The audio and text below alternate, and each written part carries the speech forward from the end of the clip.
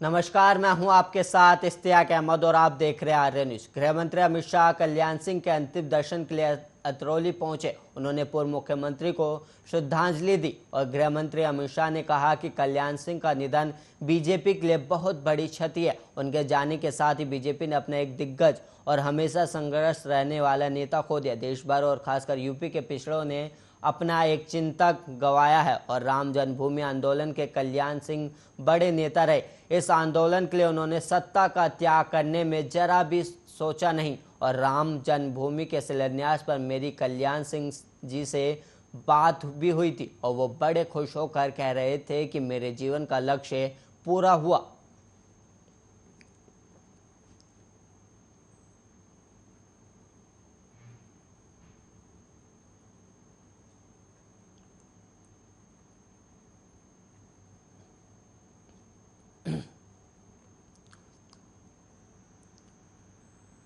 और वहीं बुलंदशहर के नरोरा में पूर्व मुख्यमंत्री कल्याण सिंह के अंतिम संस्कार की तैयारियां लगभग पूरी हो चुकी है। समय समय पर प्रशासनिक अधिकारी कार्य का जायजा ले रहे हैं। वहीं सुरक्षा के भी पुख्ता इंतजाम किए गए। पूरे विधि विधान और राजकीय सम्मान के साथ कल्याण सिंह का नरोरा घाट पर अंतिम संस्कार किया जाएगा। सुरक्षा के मद्देनजर पुलिस और पीएससी के जवानों को चप्पे चप्पर पर तैनात किया गया है। और वहीं और साथ ही इसके साथ ही एसएसपी और डीएम पैदल दौरा कर स्थिति का जायजा भी ले रहे हैं, क्योंकि पूर्व मुख्यमंत्री कल्याण सिंह के अंतिम संस्कार में प्रदेश के मुख्यमंत्री योगी आदित्यनाथ के अलावा कई केंद्रीय मंत्री और कई राज्यों के मुख्यमंत्री शामिल होंगे।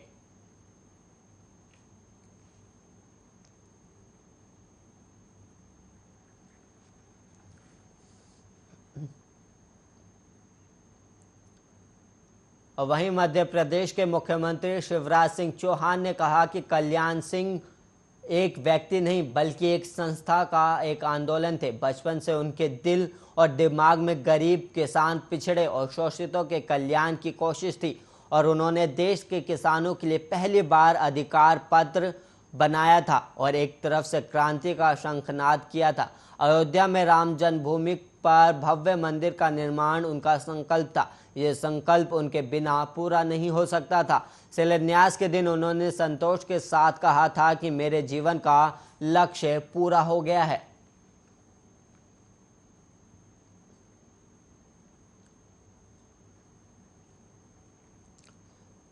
और वहीं तांडव मचाने के बाद अब गंगा की धार कम होने लगी है। पटना से लेकर अन्य प्रभावित जिलों में भी गंगा तेजी से नीचे जा रही है।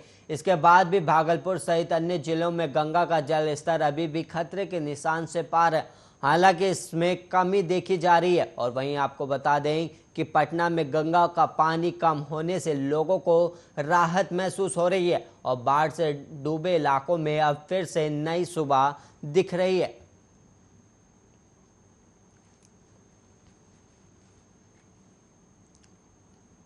और वहीं देश भर के अलग अलग हिस्सों में बारिश का दौर जारी है। और वहीं अगले 24 घंटे के दौरान पंजाब के कुछ हिस्सों और उत्तरी राजस्थान, उत्तर प्रदेश, बिहार की तलहटी, उप हिमालय, पश्चिमी बंगाल, सिक्किम, असम के कुछ हिस्से, अरुणाचल प्रदेश और तमिलनाडु के अलग अलग हिस्सों में हल्की से मध्यम बारिश के साथ कुछ स्थानों पर भारी बारिश की संभावना जताई गई है। और वहीं 24 अगस्त तक पूर्वोत्तर, उप हिमालय, पश्चिमी बंगाल और सिक्किम और बिहार में छिटपुट भारी बारिश के साथ भारी बारिश जारी रहने की भी संभावना है। और वहीं 25 अगस्त को असम और मेघालय में भी भारी बारिश की संभावना जताई गई।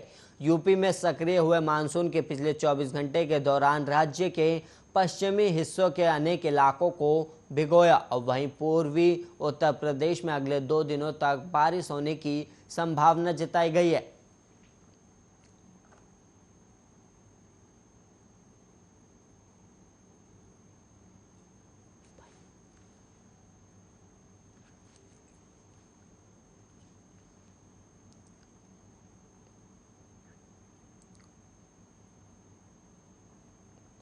और वहीं मुजफ्फरपुर में रविवार की देर रात सदर थाना क्षेत्र के रामदयालु मलंग स्थान के पास से अपराधियों ने 40 लाख का सरसों तेल लदा ट्रक लूट लिया और विरोध करने पर खलासी महेंद्र को मारपीट कर ट्रक में ही बंधक बना लिया।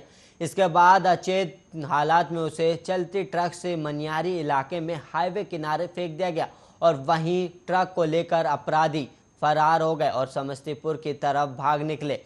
और इससे यही मालूम होता है कि हाईवे पर वाहन लूटपाट करने वाले गिरोह फिर सक्रिय हो गया है और गश्त लगा रही मनिहारी पुलिस की नज़र खालसी पर पड़ी तो उसे उठाकर होश में लाया गया और पूछताछ करने पर असल बात का पता चला। और सोमवार की सुबह सदर थाने के दरोगा राकेश कुमार राजेश ने मलंग स्थान पर पहुंचकर जांच शुरू की। जिस जगह से ट्रक लेकर बदमाश भागे थे वहां पर सीसीटीवी लगा हुआ है और उसे खंगाला भी जा रहा है।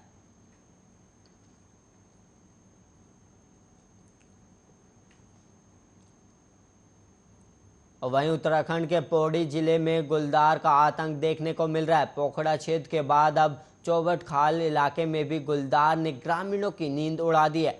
आए दिन गुलदार ग्रामीणों पर हमला करता रहता है और गुलदार के हमले का ताजा मामला गदौली गांव का है। गांव के एक युवक पर गुलदार ने हमला बोल दिया और युवक ने किसी तरह भागकर अपनी जान बचाई।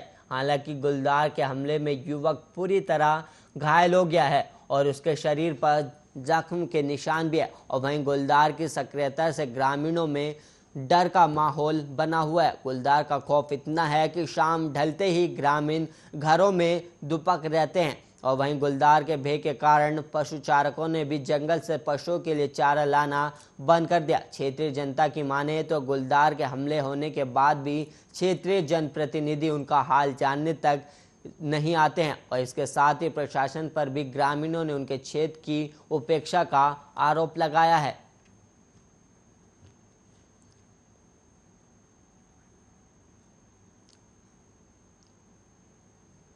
वहीं कर्नाटक में कक्षा 9वीं से 12वीं तक के स्कूल 23 अगस्त यानी आज से फिर से खोल दिए गए। हालांकि कुछ स्कूल को केवल कुछ चुनिंदा जिलों में ही खोले गए हैं। और वहीं यूपी में भी आज से कक्षा 6वीं से 8वीं तक के स्कूल खोले जाने थे, लेकिन यूपी के पूर्व मुख्यमंत्री कल्याण सिंह के निधन पर एक दिन का सार्वजनिक अवकाश रहने के चलते यूपी में आज से स्कूल नहीं खुला। और वहीं आपको बता दें कि तमिलनाडु ने भी 1 सितंबर से फिर से स्कूल खोलने की घोषणा कर दी है और जारी एसओपी के अनुसार केवल उन जिलों में जहां कोविड-19 टेस्ट पॉजिटिविटी रेट 2% से कम है वहां स्कूल को फिर से खोलने की इजाज़त दी गई है।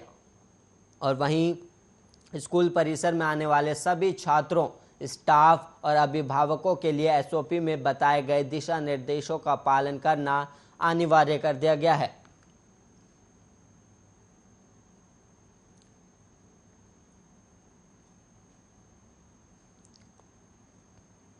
जातीय जनगणना के मसले पर एकजुटता दिखाने के उद्देश्य से सोमवार को 11 बजे बिहार के पक्ष विपक्ष के विभिन्न दलों का 11 सदस्यीय सर्वदलीय प्रतिनिधिमंडल मुख्यमंत्री नीतीश कुमार के नेतृत्व में प्रधानमंत्री नरेंद्र मोदी से मिला। और खास बात ये रही कि इस मुद्दे पर अलग राय रखने वाली भारतीय जनता पार्टी भी प्रतिनिधिमंडल में शामिल है और प्रतिनिधिमंडल में बीजेपी कोटे से मंत्री जनक राम भी शामिल रहे और राष्ट्रीय जनता दल की ओर से नेता प्रतिपक्ष तेजस्वी यादव भी मुख्यमंत्री नीतीश कुमार के साथ थे। और प्रधानमंत्री से मुलाकात के बाद मुख्यमंत्री नीतीश कुमार ने कहा कि बिहार के सभी दलों के प्रतिनिधियों ने अपनी बातें रखी और हमने उन्हें बताया कि किस तरह बिहार विधानसभा ने जातीय जनगणना को लेकर 2 बार फरवरी 2018 और फरवरी 2020 में प्रस्ताव पारित किया है और बिहार के साथ पूरे देश के लोग इस मुद्दे पर एक राय रखते हैं। नीतीश कुमार ने आगे बताया कि पीएम ने सभी की बातों को सुना और प्रतिनिधिमंडल ने उनसे विचार करने का भी आग्रह किया और उन्होंने इसे खारिज नहीं किया। और वही मुलाकात के बाद नेता प्रतिपक्ष तेजस्वी यादव ने कहा कि राष्ट्र हित में हम सभी दलों के लोग एक साथ हैं। जब जानवरों और पेड़ पौधों की गिनती होती है तब इंसानों की क्यों नहीं होनी चाहिए। सरकार के पास जातिगत समाज का आंकड़ा नहीं होगा तो सरकार कल्याणकारी योजना कैसे बना सकेगी।